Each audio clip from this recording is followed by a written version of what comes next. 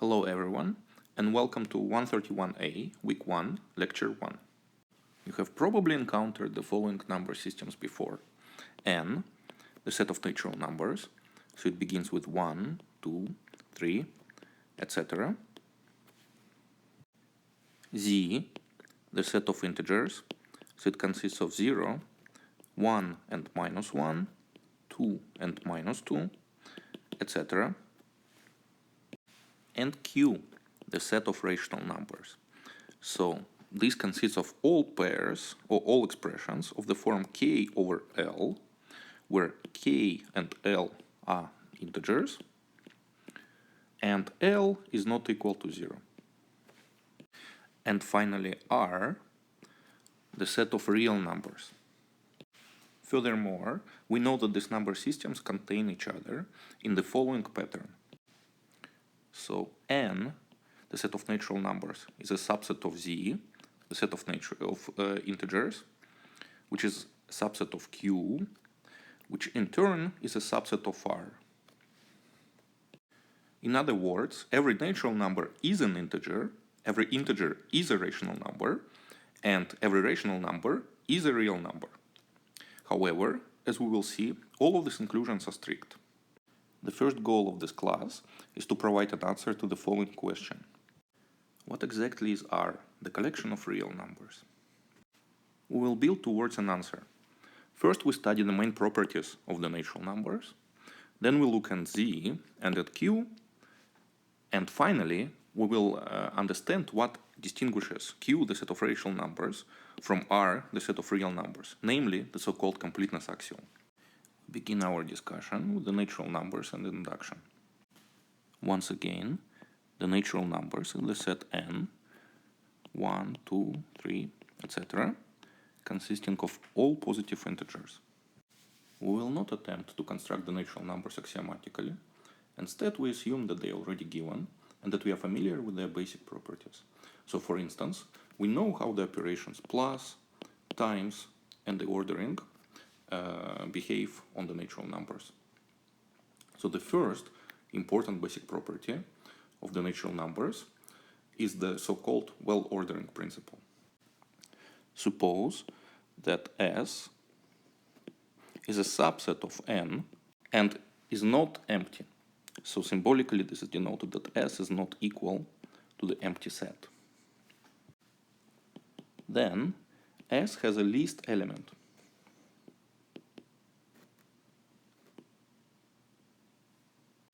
Meaning that there is some A in S such that for all B in S we have that A is less or equal than B. Yeah? So no matter what other element B in the set S you take, A is going to be less or equal than that element. This well-ordering principle of natural numbers gives us the following important proof principle about natural numbers, the principle of induction. Namely, suppose that P of n is a property that a natural number n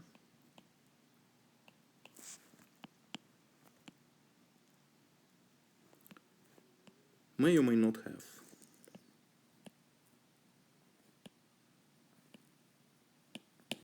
So here P of n can be an arbitrary property.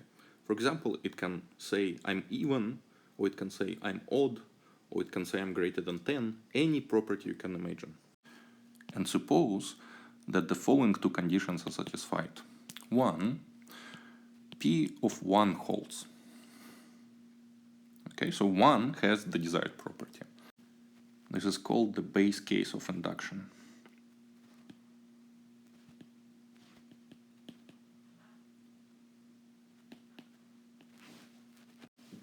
And 2, for every natural number n, if P of n holds, then P of n plus 1 also holds. And this is usually referred to as the inductive step.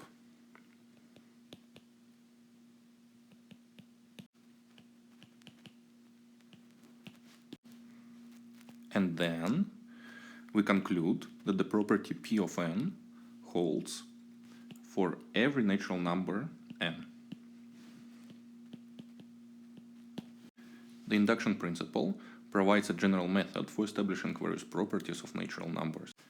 An important point, in part 2 of the assumption, we don't actually have to prove that P of n plus 1 is true, right? So all we have to prove is that the following implication holds.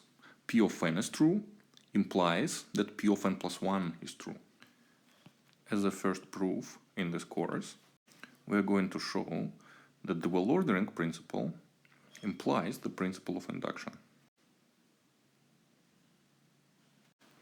We define the set S to be the collection of all natural numbers n such that the property P of n is false. Okay, so it's a collection of natural numbers, so it's a subset of n. Next, assume towards a contradiction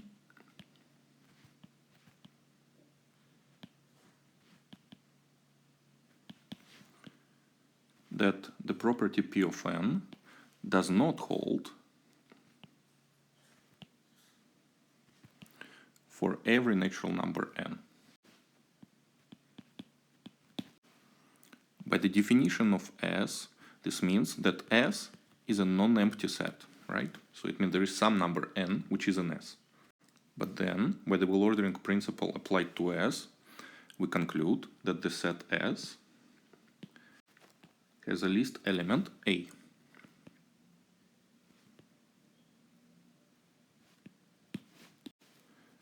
Since P of 1 holds by assumption,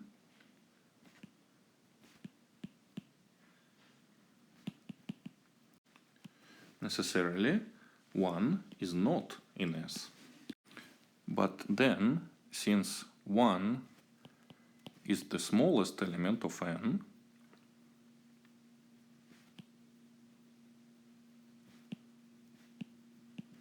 and 1 is not equal to A, because A is an S and 1 is not an S, we conclude that necessarily 1 is less than A. So in particular, we also have that A minus 1 is a natural number, right? Since A is greater than 1. Since A is the least element of S,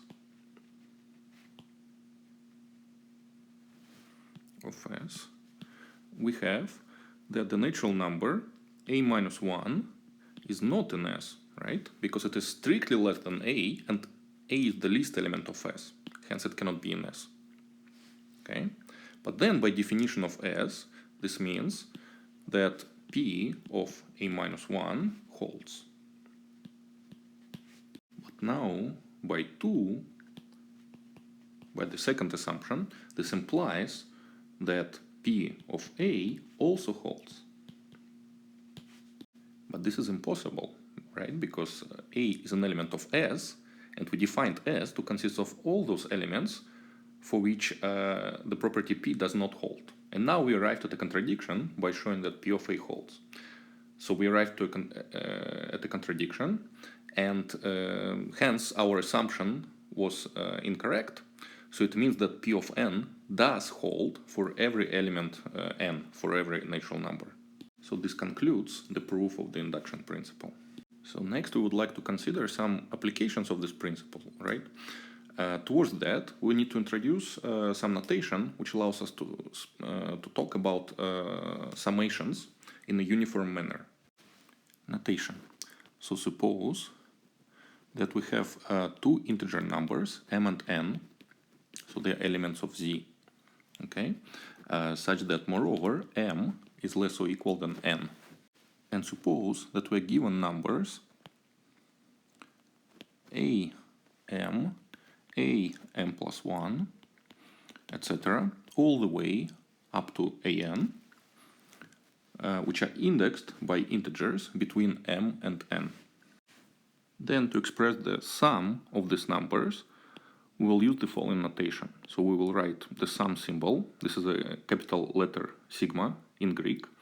So we take the sum from k equal to m all the way up to n. So m is the initial index and n is the final index. And the sum is over ak.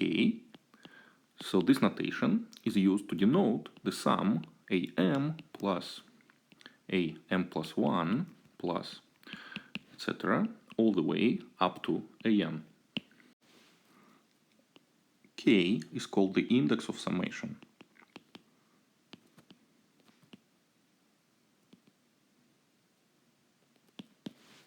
This can be viewed as a dummy variable, which only exists and takes value inside the summation. So hence, this index can be replaced by a different index to obtain an equivalent sum. For example, the sum of ak with k varying from m to n is equivalent to the sum of the als with the index l varying from m to n, is equal to the sum of the aj's with j varying from m to n, etc. Yeah? So we could use any index we want. Let's consider an example of a proof by induction, which involves this newly introduced summation notation. We are going to show that the equality, the sum of k with k varying from 1 to n is equal to n times n plus 1 over 2 holds for all natural numbers n. So recall that equivalently we could write the sum with k from 1 to n of k simply as the sum 1 plus 2 plus 3 etc. all the way up to n. Okay, so proof. We are going to use the principle of induction. Towards this, consider the property Pn. Let this be the assertion. P of n holds if the sum over all k from 1 to n of k is equal to n plus 1 over 2 is true. Okay, this is going to be our property P. And we want to show that the property P of n holds for all n by induction on n. First we check that the property P of 1 holds. So the base case of the induction. Let's see what the sum gives in this case. So we have the sum over k from 1 to n equal 1.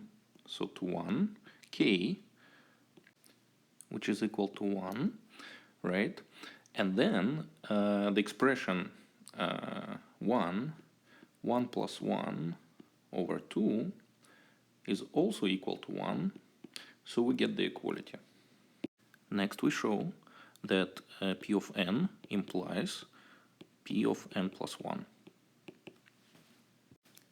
Suppose that the property P of n holds. So let's unwind what this means. So this means that the sum over all k from 1 to n k is equal to 1/2 n times n plus 1. And we must show that the property P of n plus 1 holds as well. So we write the sum over k equal 1 up to n plus 1 k, which by basic rules of addition of natural numbers is equal to the sum k from 1 to n k plus the last term, so n plus 1. Now this is equal to 1/2 n plus 1 plus n plus 1. So note that here we are applying that P of n is assumed to be true, which we can now rewrite as n over 2 plus 1 times n plus 1 by the basic rules of addition and multiplication, which in turn is equal to 1/2 n plus 1 n plus 1 plus 1. Okay, and so if you look at this expression, this is precisely the right hand side of P of n plus 1. So we have demonstrated that p of n plus 1 holds,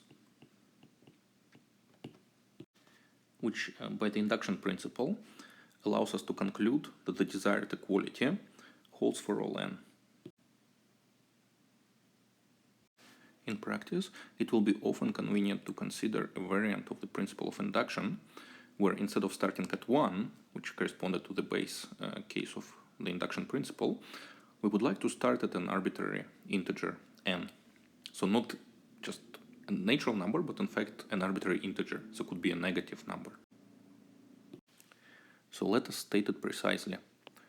We start with n, an arbitrary integer number in Z, and we suppose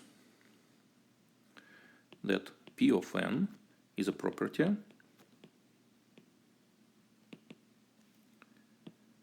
that an integer n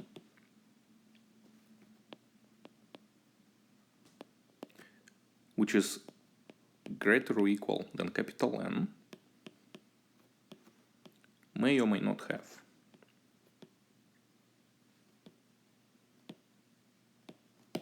Okay. Again, we have two assumptions. So suppose that p of capital N holds. This is 1. And 2, we assume that for every integer little n greater or equal than capital N, if the property p of n holds, then the property p of n plus 1 also holds. And under these two assumptions, we conclude that then p of n holds for every integer little n greater or equal than capital N. Okay? So if you compare it to the principle of induction that we have stated earlier, the only difference is that we are starting at an arbitrary integer n instead of 1. So now the base case of induction corresponds to the integer capital N. Proof. We will obtain it as a corollary of the usual principle of induction by shifting. Namely, we consider the following property Q of n. This is going to be a property expressing that P of n, little n, plus capital N minus 1 holds. Okay, so note that Q is a property of the integer n, little n.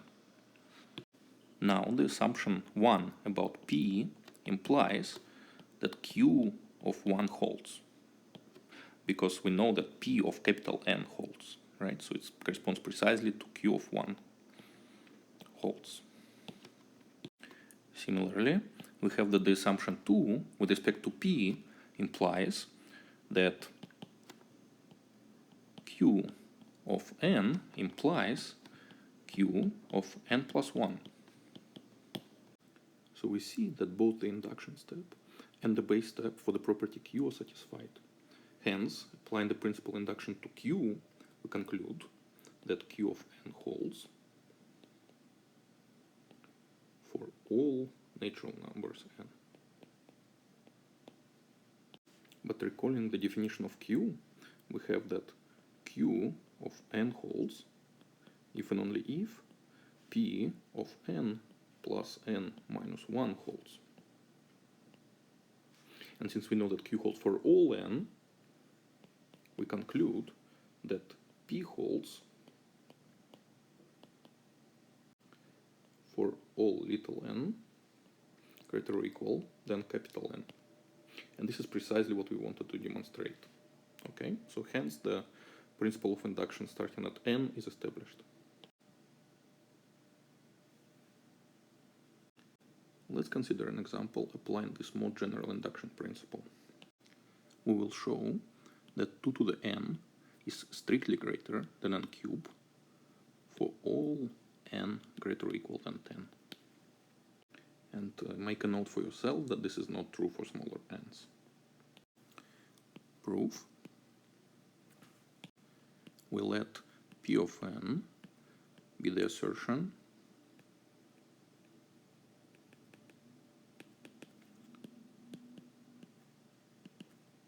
2 to the n is strictly greater than n to the power 3. And we'll let capital N be equal to 10.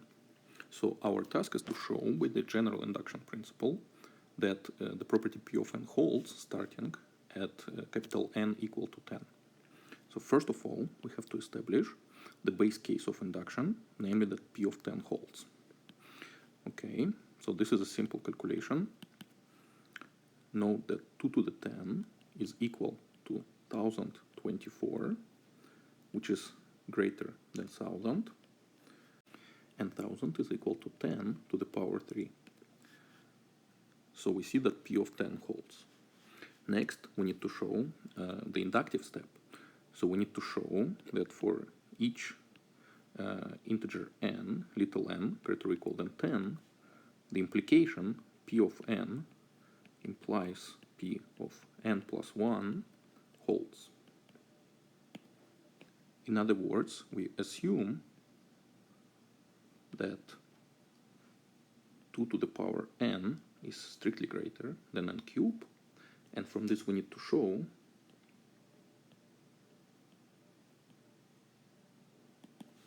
that 2 to the power n plus 1 is strictly greater than n plus 1 cube. Note that the expression n plus 1 cube can be rewritten as n cube plus 3n squared plus 3n plus 1. Also note that 2 to the n is greater than n cube implies that 2 to the n is greater or equal than n cube plus 1. Since both 2 to the n and n cube are natural numbers.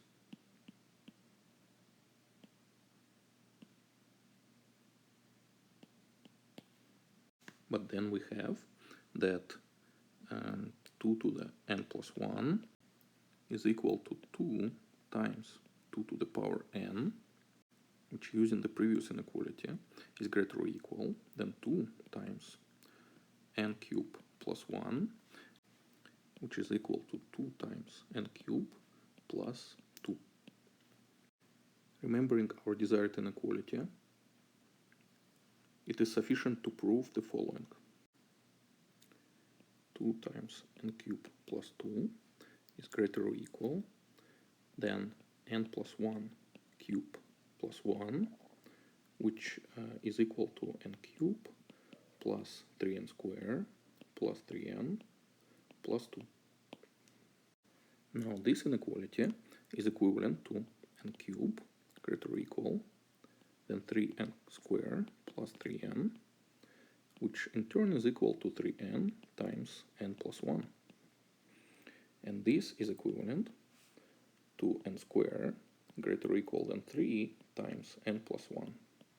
All of this is by the basic properties of addition, multiplication, and the ordering. Now note that obviously n greater or equal than 10 implies that n is greater or equal than 4, which is greater or equal than 3. Yeah, not a difficult to see implication. So we have that n squared is greater or equal than 4n, which is greater or equal than 3n plus 3. And this last one is equal to 3n plus 1.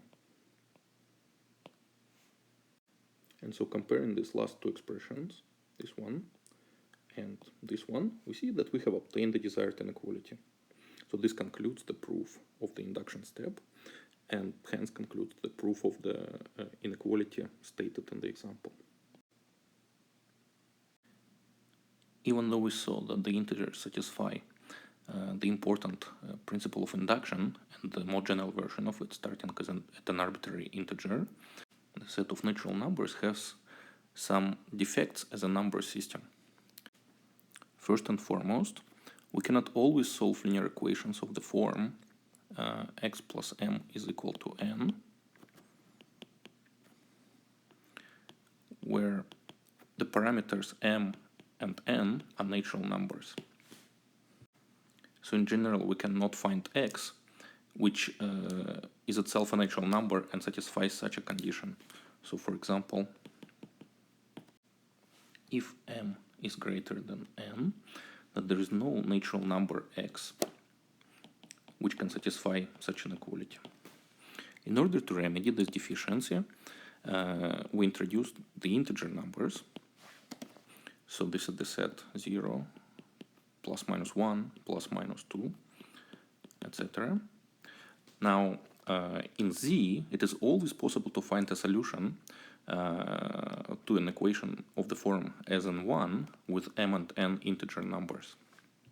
However, the integers still have a similar defect, so we cannot solve an arbitrary equation of the form ax plus b is equal to c with a, b, c all integers and a different from 0. It is not always possible to find a solution for x, which is an integer itself. Think about an appropriate choice of the parameters a and b and c, which demonstrate this. Now, in order to remedy this problem, one introduces a bigger set of numbers containing the integers, namely the set of the rational numbers. So it's Q, which consists of all numbers that can be presented as K over L, with K, L in Z, and L different from 0. Now, a nice feature of the rational numbers is that every linear equation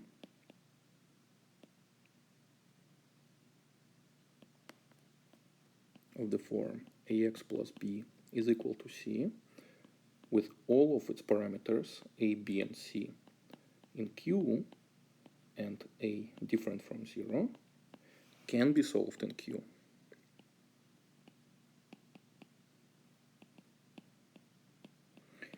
Meaning that we can find a rational number which satisfies the corresponding equation when we substitute it instead of x.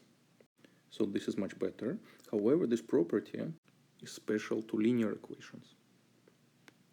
And if one considers more general equations, the so-called polynomial equations with coefficients and the rational numbers, they don't always have rational solutions. Recall that a polynomial equation is an equation of the form an x to the power n plus a n minus 1 times x to the power n minus 1 plus etc. plus a0 equals 0, where all of the ai's are some rational coefficients. As an example, we will prove the following proposition. There is no rational number c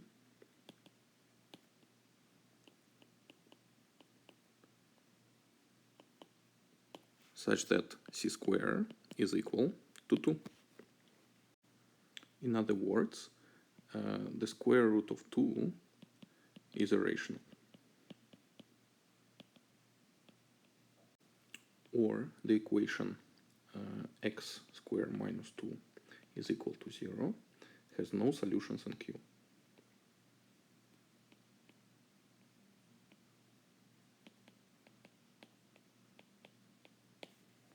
In order to prove this proposition, we will assume two basic facts about the properties of integers and the rational numbers.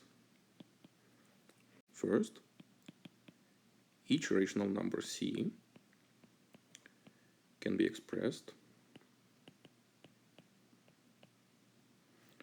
as c equals m over n, where both m and n are integers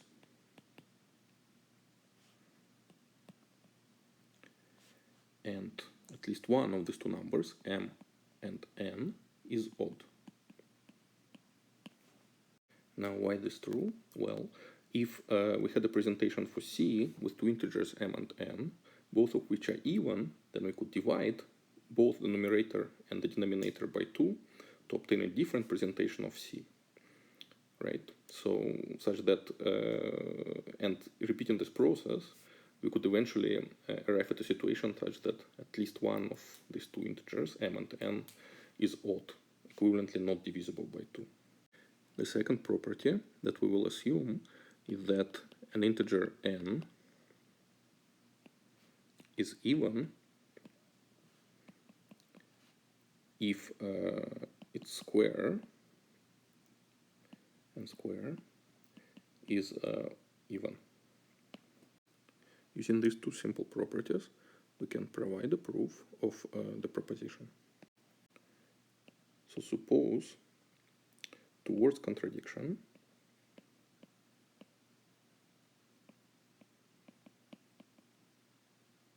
that there exists some number c, an irrational number,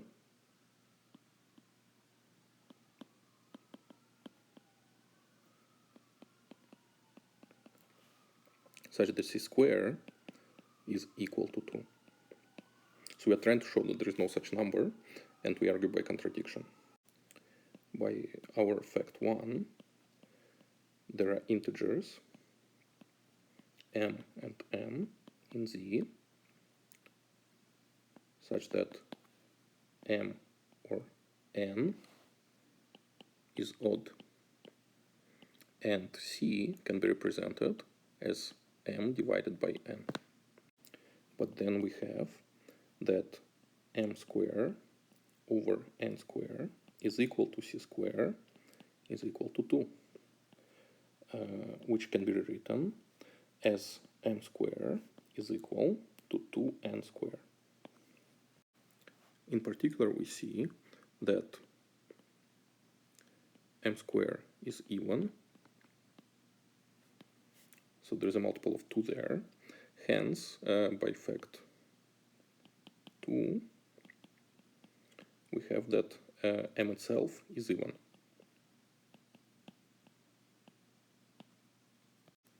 In other words, there exists some k, an integer, such that m is equal to 2k. Then, since we know that m square is equal to 2n square, this implies that 4k square is equal to 2n square. Dividing both parts of this equality by 2, we see that 2k square is equal to n square. In other words, n square is even, hence by fact 2, we again conclude that n is even. So together we have that both m and n are even, but this contradicts the choice of m and n.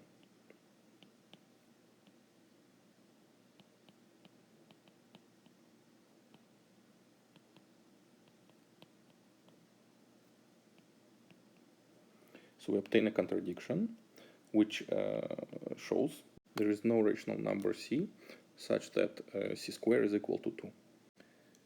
It is precisely this issue, the inability to solve general polynomial equations with rational coefficients among the rational numbers themselves, that leads one to introduce a larger number system, the collection of all real numbers.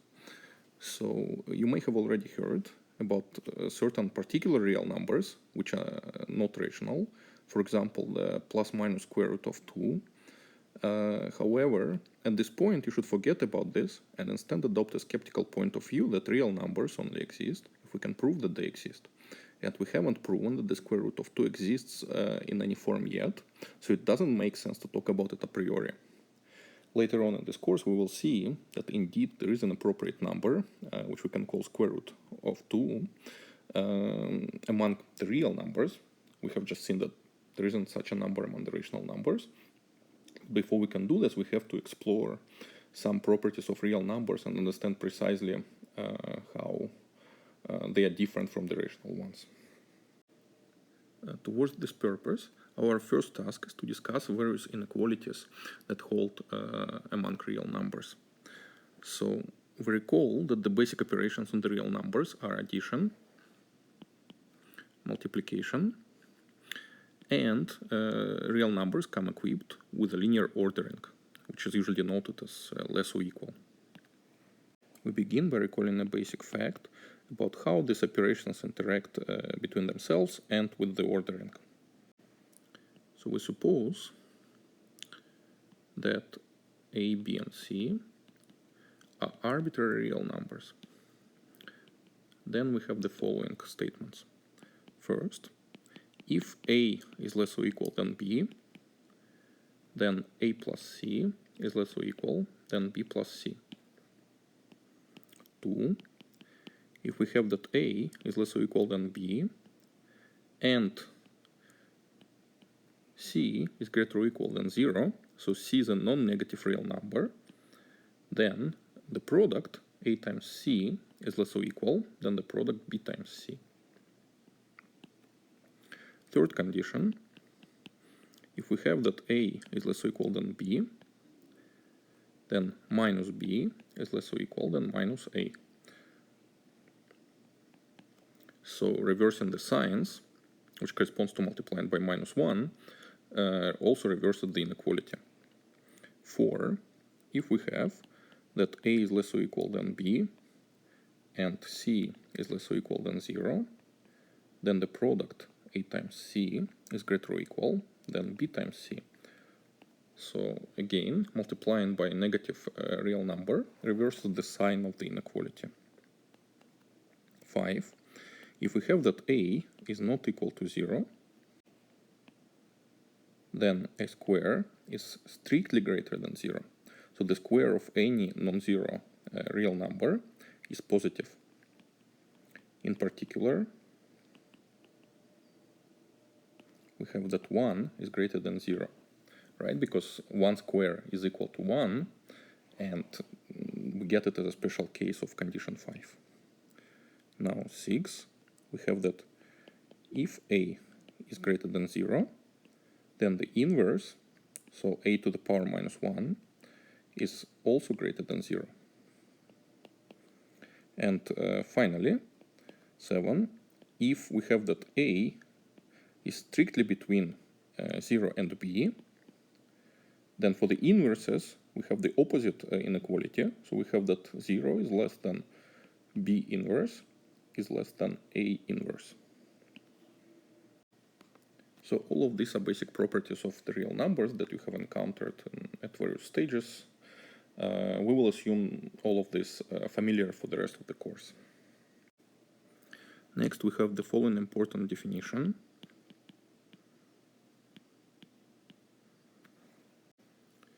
Given a real number A, we define its absolute value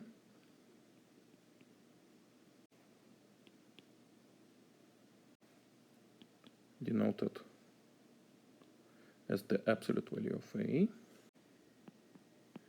is defined to be A itself if A is greater or equal than 0, or minus A if A is strictly less than 0. So given this definition, we immediately have the following remark. If A and B are real numbers, and such that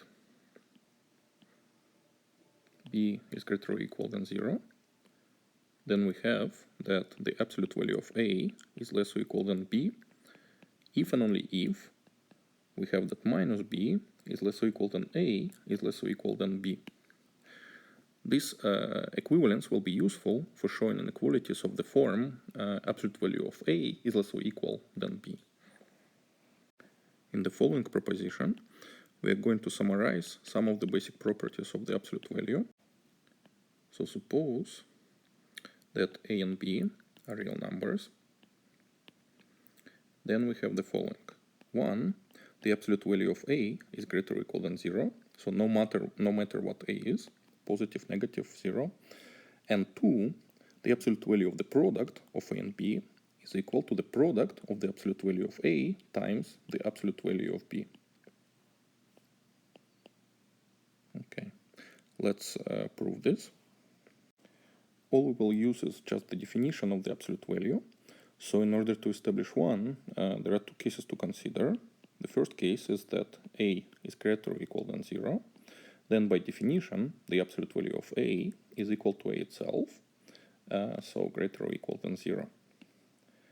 And if it happens that A is negative, so A less than 0, then again by the definition of the absolute value, we have that it is equal to minus A, and hence it is greater than 0 by the properties of the order that we have just discussed a minute ago. Okay, so this gives the proof of 1. Now let's consider the second claim. So there are several cases to consider, depending on whether each of A and B is positive, negative, or 0. So we have the following cases. Case 1, A is greater or equal than 0, and B is greater or equal than 0. In this case, we have that A times B is greater or equal than 0 as a product of two non-negative real numbers. So the absolute value of the product is going to be A times B itself by the definition of the absolute value. And since both A and B are non-negative, this is equal to the product of the absolute values of A and B. So this gives the desired equality in the case when both A and B are greater or equal than 0. Now we have case 2. A is less than 0 and B is less than 0. So both real numbers A and B are negative. Okay. In this case, we have that both minus A and minus B are bigger than 0. So we have that A times B is equal to minus A times minus B greater than 0. Hence, the absolute value of A times B is equal to A times B is equal to the absolute value of A times the absolute value of B. In the third case, we assume that A is greater or equal than 0 and that B is strictly less than 0. Okay. In this case, we have that minus B is greater or equal than 0, and we also have that A times minus B is greater or equal than 0, as both are negative. Hence, by the definition of the absolute value, we obtain that the absolute value of A times the absolute value of B is equal to A times B inverse, which is equal to the minus A times B, and this is now equal to the absolute value of A times B. Okay, and the remaining, the last remaining possibility is case 4, when we have that A is less than 0 and B is greater or equal than 0. Now this case is similar to case 3, with the roles of A and B in the calculation inversed. And since these 4 cases exhaust all the possibilities, we conclude the proof of the second item in the proposition. The next inequality on the real numbers that we're going to consider is perhaps the most important and fundamental inequality in analysis. It will be used frequently and sometimes without an explicit mention in the future. So specifically, I'm talking about the triangle inequality.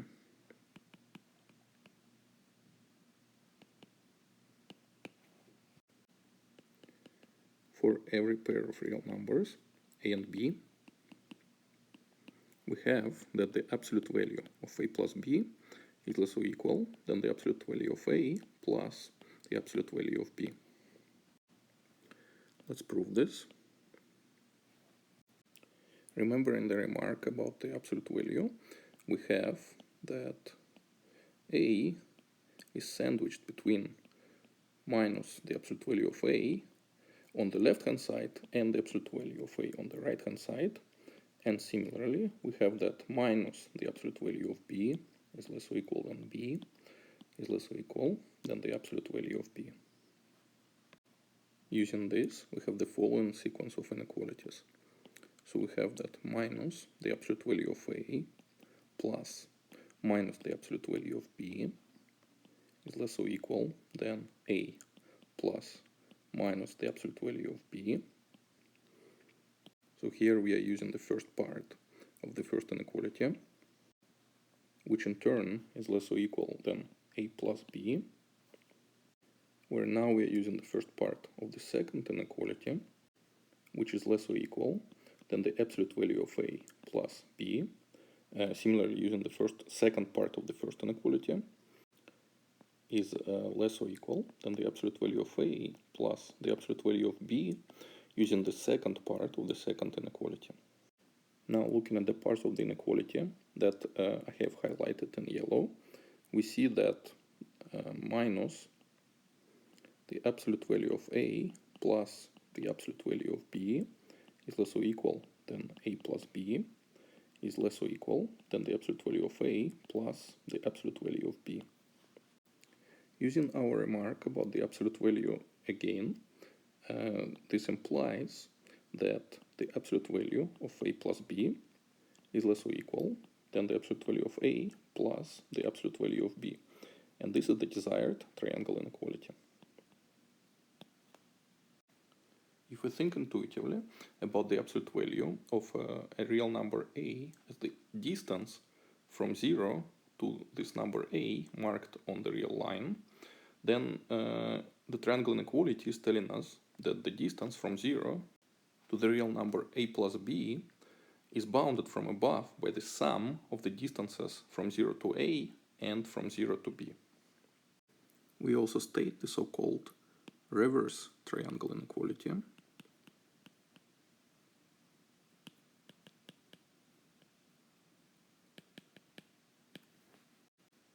For every pair of real numbers a and b,